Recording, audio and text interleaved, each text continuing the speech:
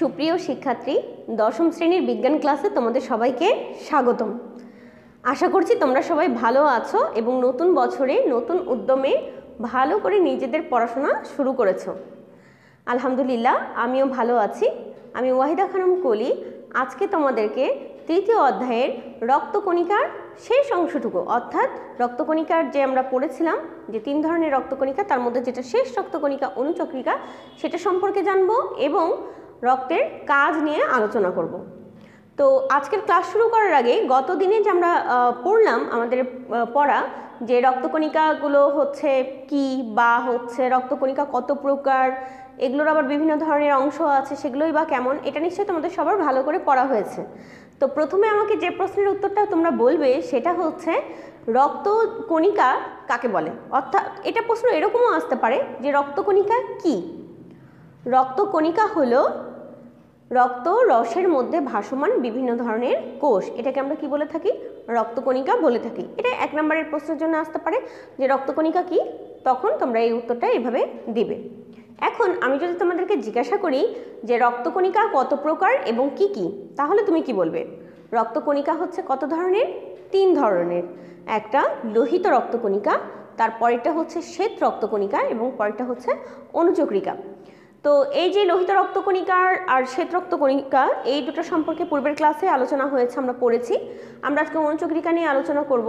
এখন লোহিত রক্তকণিকার তোমরা কি বলতে পারবে যে একজন পূর্ণবয়স্ক পুরুষ এবং পূর্ণবয়স্ক মহিলার শরীরে মানে সংখ্যা কত, লোহিত রক্তকণিকার সংখ্যা কত? এটা আমাদের জেনে রাখা প্রয়োজন, কারণ এটা একটা গুরুত্বপূর্ণ নৈবাত্তিক প্রশ্ন। এই প্রশ্নটা থাকতে পারে, তাহলে আমরা বলবো যে হচ্ছে একজন পূর্ণবয়স্ক পুরুষের শরীরে লোহিত রক্তকণিকার সংখ্যা হচ্ছে 4.5 থেকে 5.5 লাখ, আর একজন পূর্ণবয়স্ক মহিলার শরীরে লোহিত রক্তকণিকার পরিমাণ হচ্ছে 4 থেকে 5 লাখ। তোমাদের মনে আছে তো ইনফরমেশনগুলো, তাই না? তোমাদেরকে পূর্বেও বলেছি, আবারও বলছি, ক্লাসে পড়ানোর সময় বিভিন্ন যে গুরুত্বপূর্ণ ইনফরমেশন, এগুলো অবশ্যই তোমরা কি করবে? দাগ দিয়ে রাখবে, যেন পরবর্তীতে তোমার বই পড়ার সময়, পাতা উল্টানোর সময় তোমার মনে হয় যে হচ্ছে ম্যাম বলেছিল এগুলো গুরুত্বপূর্ণ, এই অংশগুলোকে আবার ভালো করে দেখি। ঠিক আছে? এখন বলো তো, শ্বেত রক্তকণিকার গড় আয়ু কত? শ্বেত রক্তকণিকার গড় আয়ু হচ্ছে 10 থেকে 15 দিন। ঠিক আছে? হ্যাঁ, আমরা এরকম হচ্ছে পড়ব। এরপরে আমরা যে প্রশ্নটার উত্তর জানবো সেটা হচ্ছে যে রোগ জীবাণুকে যে ধ্বংস করে রক্তকণিকা, সেটা কোন ধরনের রক্তকণিকা এবং তার নাম কি?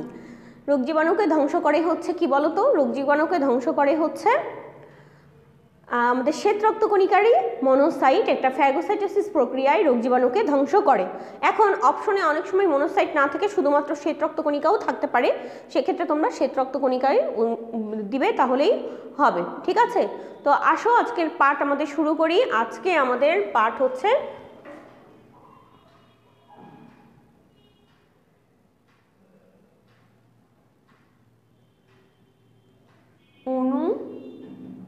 অনুচক্রিকা। ঠিক আছে? আমরা এই অনুচক্রিকা সম্পর্কে আজকে হচ্ছে জানবো।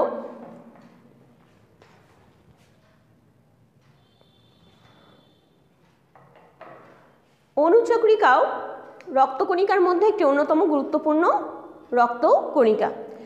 এটা এই অনুচক্রিকাগুলোকে অপর নাম প্লেটলেটও বলা হয়। প্লেটলেট। ঠিক আছে? প্লেটলেট বলা হয়। এই প্লেটলেট বা অনুচক্রিকা আসলে দেখতে গোলাকার হতে পারে, ডিম্বাকার হতে পারে, অথবা রডের ন্যায়ও হতে পারে। ঠিক আছে? মানে লম্বা। তাহলে গোলাকার, এর আকৃতি কীরকম? গোলাকার, ডিম্বাকার এবং রড আকৃতির হতে পারে। তো দেখো, এই যে 3 ধরনের আকৃতির কথা বললাম, এটা কিন্তু তোমাদের একটা বহুপদী নির্বাচনী প্রশ্ন আসতে পারে, যে বহু নির্বাচনী প্রশ্ন, যে হচ্ছে অনুচক্রিকার আকার কি কি ধরনের। ঠিক আছে? তাহলে তখন আমরা লিখব হচ্ছে যে গোলাকার, ডিম্বাকার এবং রড আকৃতি। তো এরপরে আমরা যেটা বলতে পারি সেটা হচ্ছে যে এর যে সাইটোপ্লাজম থাকে, একটা কোষ মানে তো অবশ্যই সাইটোপ্লাজম থাকবে, আর যেহেতু মেরুদণ্ডী প্রাণীর কোষ, সুতরাং এটা উন্নত হবে।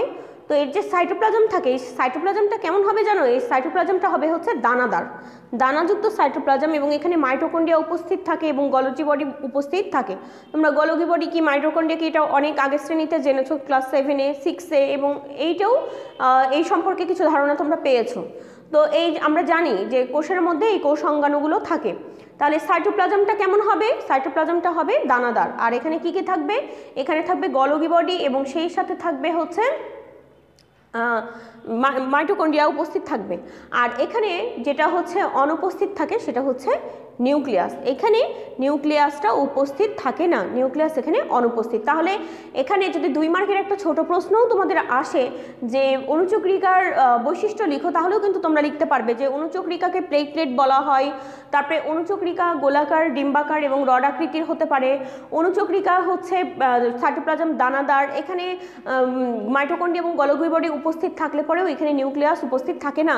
এই সবগুলোই কিন্তু অণুচক্রিকার বৈশিষ্ট্য। সুতরাং তোমাকে যদি এরকম প্রশ্ন দেয়, তুমি যদি চিন্তা করো যে আল্লাহ বইতে অণুচক্রিকার আলাদা করে বৈশিষ্ট্য দেওয়া নাই, আমি কি লিখবো? হ্যাঁ, তাহলে এই বৈশিষ্ট্য এগুলোই কিন্তু আসলে অণুচক্রিকার বৈশিষ্ট্য। তখন তুমি এভাবে কথাটা লিখতে পারো। তো যেহেতু অণুচক্রিকায় বলা হয় যে যেহেতু অণুচক্রিকায় নিউক্লিয়াস নেই, সুতরাং অনেকেই এটাকে মানে আলাদা করে রক্তকণিকায় মনে করে না, মানে এটা যে মনে করে যে এটা কোনো কোষ নয়, বরং এটা হচ্ছে অস্থিমজ্জার যে মানে বৃহদাকার কোষের একটা হচ্ছে মানে ছিন্ন অংশ বলে মনে করে এই তোমার অণুচক্রিকাকে। তো অণুচক্রিকার গড় আয়ু হচ্ছে 5 থেকে 10 দিন। ঠিক আছে, 5 থেকে 10 দিন হচ্ছে অণুচক্রিকার গড় আয়ু। এখন মানে পরিণত মানবদেহের প্রতি ঘনমিটারে রক্তে অণুচক্রিকার সংখ্যা বলা হয় প্রায় 2.5 লাখ। এই যে দেখো এটা কতদিন, এর গড় আয়ু কতদিন? 5 থেকে 10 দিন। এটা যেমন একটা গুরুত্বপূর্ণ প্রশ্ন, তেমন মানবদেহে প্রতি ঘনমিটারের রক্তে অণুচক্রিকার সংখ্যা যে 2.5 লাখ, এটাও কিন্তু একটা গুরুত্বপূর্ণ নৈবাত্তিক প্রশ্ন। সুতরাং এগুলোতে অবশ্যই তোমরা দাগ দিয়ে রাখবে। অসুস্থ দেহে এদের সংখ্যা আরও বেশি বৃদ্ধি পায়। তোমরা তো জানো যে অণুচক্রিকা যেটা করে সেটা হচ্ছে ফ্যাগোসাইটোসিস প্রক্রিয়ায় এটা রোগ জীবাণুকে ধ্বংস করে, এটা শ্বেতরক্ত কণিকা করে।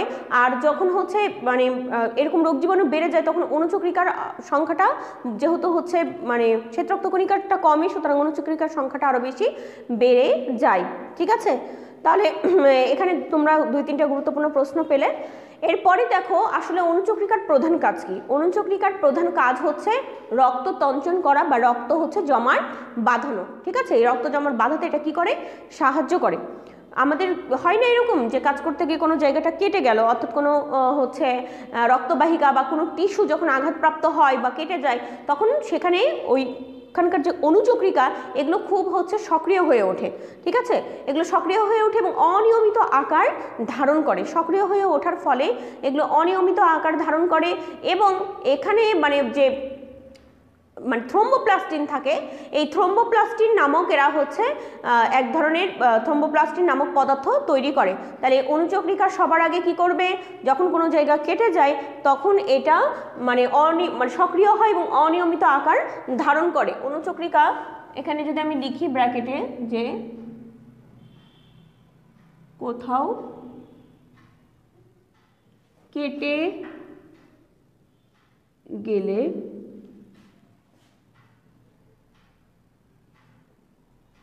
সক্রিয় হয় এবং আকারটা কীরকম হয়? অনিয়মিত আকার ধারণ করে। ঠিক আছে, তাহলে সক্রিয় হলেও অনিয়মিত আকার ধারণ করো। এরপরে এটা এখানে থ্রোম্বোপ্লাস্টিন নামক পদার্থ তৈরি করে। কি পদার্থের কথা বললাম? থ্রোম্বোপ্লাস্টিন নামক পদার্থ তৈরি করে। এই পদার্থগুলো রক্তের প্রোটিন, এরা রক্তের প্রোটিন প্রোথ্রম্বিনকে মানে থ্রম্বিনে পরিণত করে। তাহলে থ্রোম্বোপ্লাস্টিনটা, এই যে থ্রোম্বোপ্লাস্টিন লিখলাম, এটা রক্তের প্রোটিন, রক্তের যে প্রোটিন আছে এই রক্তের প্রোটিনটা হচ্ছে প্রোথ্রম্বিন। এই প্রোথ্রম্বিনকে থ্রম্বিনে প্রোথ্রম্বিনটাকে কি করে? এটা হচ্ছে থ্রম্বিনে পরিণত করে। ঠিক আছে, প্রোথ্রম্বিনটাকে কি করে? প্রোথ্রম্বিনটাকে থ্রম্বিনে পরিণত করে।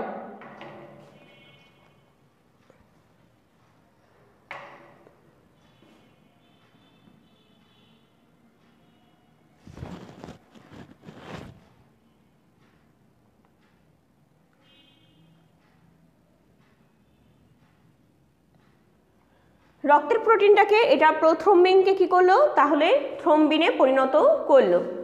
ঠিক আছে, এরপরে যখন থ্রম্বিনে এটা পরিণত করে তখন থ্রম্বিন পরবর্তীকালে রক্তরসের প্রোটিন, দেখো খেয়াল করো, প্রথমে আমরা বলেছি যে অনুচক্রিকা সক্রিয় হয়, কোথাও কেটে গেলে সক্রিয় হয় এবং এটা থ্রম্বোপ্লাস্টিন নামক পদার্থ তৈরি করে, এই সক্রিয় হয় এবং থ্রম্বোপ্লাস্টিন নামক পদার্থ তৈরি করে। থ্রম্বোপ্লাস্টিন রক্তের প্রোটিনকে প্রোথ্রম্বিন এবং প্রোথ্রম্বিনটাকে ভেঙে হচ্ছে থ্রম্বিনে পরিণত করে। রক্তের যে প্রোটিন আছে প্রোথ্রম্বিন সেটাকে ভেঙে থ্রম্বিনে পরিণত করে। এই থ্রম্বিন আবার রক্তরসের প্রোটিন, প্রথমে কিন্তু রক্তের প্রোটিন বলেছি প্রোথ্রম্বিন, আর এবার বলছি রক্তরসের প্রোটিন, সেটা হচ্ছে ফাইব্রিনোজেনকে ফাইব্রিনে পরিণত করতে সহায়তা করে। রক্তরসের যে প্রোটিন সেটা হচ্ছে ফাইব্রিনোজেন, এটাকে ফাইব্রিনে পরিণত করতে সাহায্য করে, যা হচ্ছে এই ফাইব্রিন হচ্ছে রক্তটাকে কি করে, জমাট বাঁধাতে সাহায্য করে বা রক্তের তঞ্চন ঘটায়। তঞ্চন মানেও কিন্তু রক্ত জমাট বাঁধানোটাই, ঠিক আছে। ফাইব্রিন এক প্রকার অদ্রবণীয় প্রোটিন, এই ফাইব্রিনও এক ধরনের কি ধরনের প্রোটিন, অদ্রবণীয় প্রোটিন। এই অদ্রবণীয় প্রোটিন বলছে যা হচ্ছে দ্রুত সুতার মতো জালিকা তৈরি করে এবং হচ্ছে ক্ষতস্থানে রক্ত জমাট বাঁধে এবং রক্তক্ষরণ বন্ধ করে। তোমরা দেখবা যে ধরো হাতের এখানে কেটে গেল, তো কেটে যে প্রথমে যে দ্রুত রক্ত বের হচ্ছে ওটা একটু চেপে ধরে রাখলে দেখবা ওই রক্তের ওই কাটা জায়গাটার অংশগুলোতে যে রক্তটা বের হয় সেটা হচ্ছে ধীরে ধীরে জমাট বাঁধতে শুরু করেছে এবং সেটা সুতার মতো অংশে পরিণত হয়েছে। তো এই যে দ্রুত জমাট বেঁধে গেল এবং সুতার মতো অংশে পরিণত হলো, এটা কিন্তু পুরোটাই অনুচক্রিকার কাজ, যা রক্তরসের প্রোটিন, রক্তের প্রোটিন, প্রোথ্রম্বিন, থ্রম্বিন আবার ফাইব্রিনোজনকে ফাইব্রিনে পরিণত করা, এই অংশগুলোর মাধ্যমে ধাপে ধাপে এই কাজটা কি হয়, সম্পূর্ণ হয়। ঠিক আছে, তো একটু যদি মনে রাখো যে এরকম অনুচক্রিকার সক্রিয় হলো, থ্রম্বোপ্লাস্টিন নামক পদার্থ তৈরি করলো, থ্রম্বোপ্লাস্টিন রক্তের প্রোটিন প্রোথ্রম্বিনকে ভেঙে থ্রম্বিনে পরিণত করলো, থ্রম্বিন আবার হচ্ছে রক্তরসের প্রোটিন ফাইব্রিনোজনকে ভেঙে কি করবে, ফাইব্রিনে পরিণত করবে। এইভাবে কি করে থাকে অনুচক্রিকা রক্ত জমাট বাঁধাতে সাহায্য করে। এটা কিন্তু 3 কিংবা 4-এর প্রশ্নে আসতে পারে যে অনুচক্রিকা রক্ত জমাট বাঁধাতে কিভাবে সাহায্য করে, অথবা রক্তের কোন কণিকা রক্ত জমাট বাঁধাতে বা রক্ত তঞ্চন প্রক্রিয়ায় গুরুত্বপূর্ণ ভূমিকা পালন করে বিশ্লেষণ করো।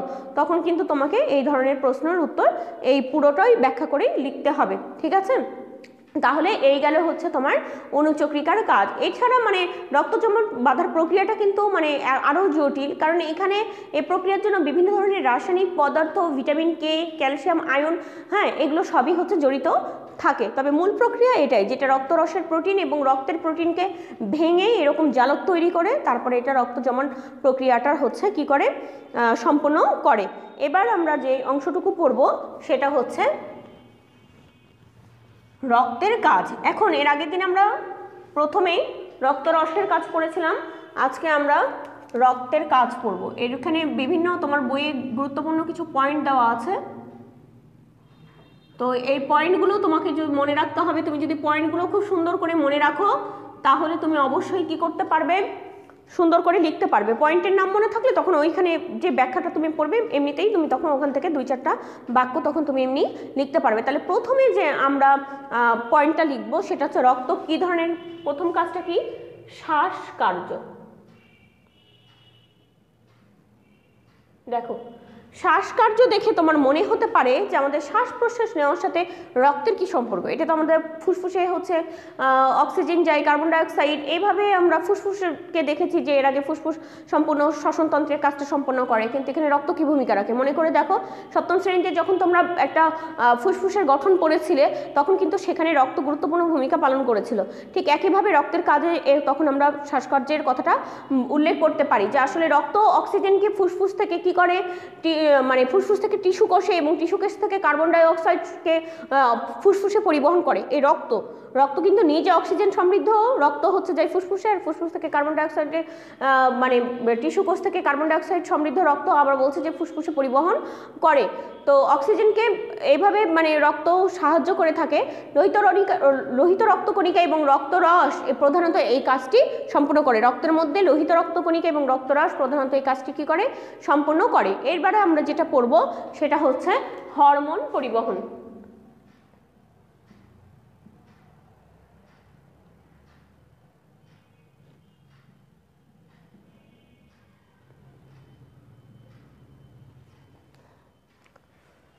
হরমোন পরিবহন, ঠিক আছে।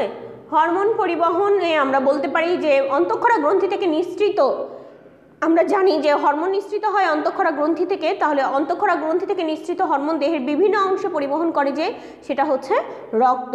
তাহলে এখানে এতটুকু লিখলেই হবে যে অন্তঃক্ষরা গ্রন্থি থেকে নিঃসৃত হরমোন দেহের বিভিন্ন অংশ পরিবহন করা রক্তের কাজ। এরপরে আমরা যেটা পড়বো সেটা হচ্ছে খাদ্যসার পরিবহন।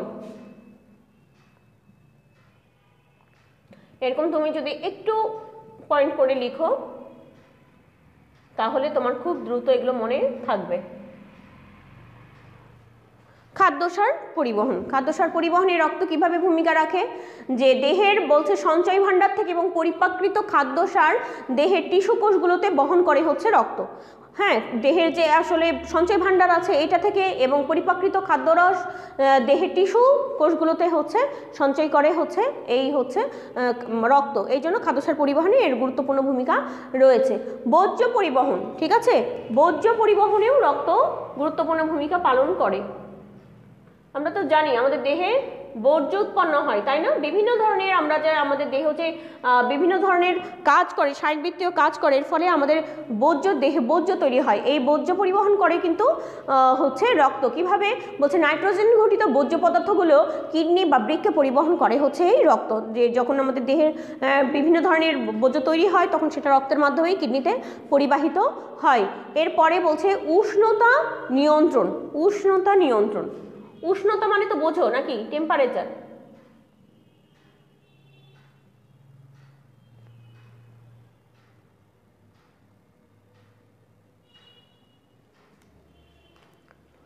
উষ্ণতা নিয়ন্ত্রণ, দেহের তাপের বিস্তৃতি ঘটিয়ে বলছে যে দেহের মানে নির্দিষ্ট তাপমাত্রা নিয়ন্ত্রণ করে হচ্ছে এই রক্ত। তাহলে এটা উষ্ণতা নিয়ন্ত্রণেও কিন্তু গুরুত্বপূর্ণ ভূমিকা রাখলো। এটা তাপমাত্রার হচ্ছে বিস্তৃতি ঘটাই, মানে কোনো জায়গায় কম কোনো জায়গায় বেশি এরকম না, পুরো দেহে তাপমাত্রা সঠিকভাবে যেটা ধরে রাখে সেটা হচ্ছে তোমার রক্ত। এই কারণে এটা হচ্ছে উষ্ণতা নিয়ন্ত্রণে সহায়তা করে। আর দ্য লাস্ট ওয়ান সেটা হচ্ছে রোগ প্রতিরোধ।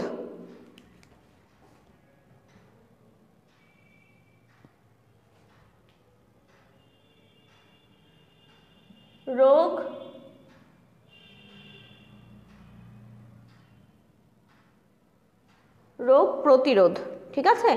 এই রোগ প্রতিরোধ কিভাবে করে রক্ত, সেটা হচ্ছে যে দেহে রোগ জীবাণু প্রবেশ করলে তোমরা জানো যে মনোসাইট এবং নিউট্রোফিল জাতীয় শ্বেত রক্তকণিকা কি করে ফ্যাগোসাইটোসিস প্রক্রিয়ায়, যে প্রক্রিয়ার মাধ্যমে রোগ জীবাণুটাকে ধ্বংস করে এটাকে বলা হয় ফ্যাগোসাইটোসিস প্রক্রিয়া। ফ্যাগোসাইটোসিস প্রক্রিয়ার মাধ্যমে রোগ জীবাণুকে গ্রাস করে বা ধ্বংস করে। লিম্ফোসাইট জাতীয় শ্বেত রক্তকণিকা অ্যান্টিবডি গঠন করে এবং দেহের বিভিন্ন ধরনের যে জীবাণু আছে সেটাকে ধ্বংস করে এবং বাইরের থেকে জীবাণুর আক্রমণকে প্রতিহত করে।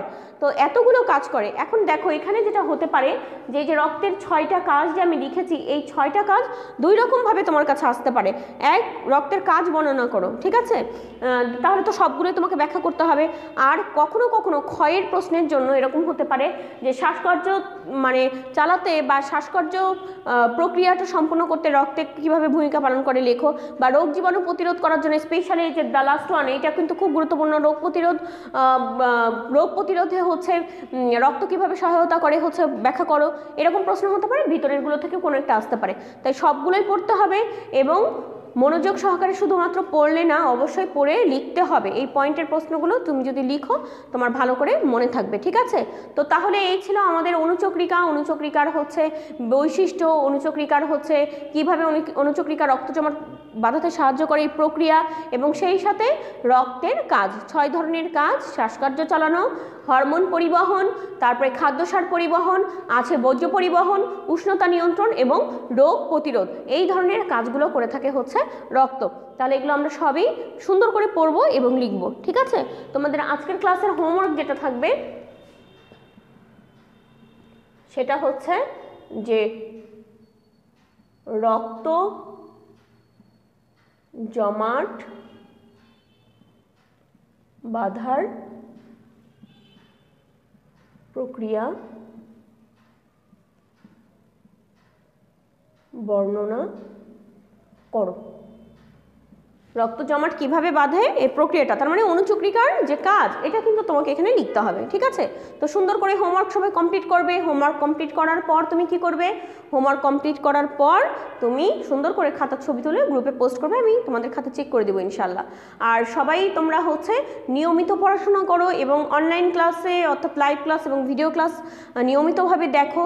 তোমাদের শিক্ষকেরা যে কাজগুলো তোমাদেরকে দিচ্ছে সেগুলো প্রয়োজনীয় সময় সম্পন্ন করো, হ্যাঁ। এবং হচ্ছে অবশ্যই বাড়িতে মানে অবস্থান করো, কারণ মানে করোনা কমে গিয়েছে বা চলে গিয়েছে এরকম কিন্তু বিষয় না। কাজে নিজের সাবধানতা নিজে অবলম্বন করো, ভালো থাকো, সুস্থ থাকো, ভালো খাওয়া দাওয়া করো, ঠিক আছে।